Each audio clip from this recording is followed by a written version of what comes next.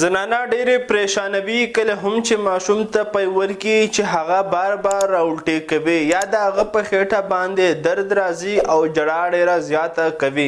نو دا ټینشن مو ختمیږي په دې ایکسرسایز په دې ورزش سره کله هم چې تاسو خپل ماشوم ته دا ورکوي او دې ته برپنګ ایکسرسایز ویلی شي په میډیکل کې نو د ټولو نه اول چې کله تاسو ماشوم ته پی ورکوي نو د هغه سر به لږ اوچت ونیسئ چې د هغه معدې ته پی لاړ شي او ډېره هوا نزي بیا په دې دوران کې اکثر د ماشومانو معدې ته هوا ځي د پی اسکلو سره نو کله هم چې ماشوم پی وڅکي نو تاسو به یې په ولي باندې واړوئ او تاسو یې ملا باندې لږ شانتې وټپوئ یو منټ دوه درو دپاره چې هغه ګیس کم چې د هغه معدې ته تللي وي چې هغه بهر ته د ډکار په ځای باندې وځي بیا چې کله ماشوم بار بار جاړي او په خېټه باندې درد راځي نو تاسو ماشوم سیده کینوئ او ملا ورته ټپوئ او سر یې لږ شانتې ټیټ کړئ چې د دې سره هم د هغه ګیس بهر ته وځي درېیمه طریقه یې دا ده چې په خپلو خپو باندې به الټه سیډ باندې سملوئ مله به ورته ټپوئ چې د دې سره هغه ګیس بهر ته وځي او کوم درد چې د ګیس د وجې راغلی وي هغه یې ختمیږي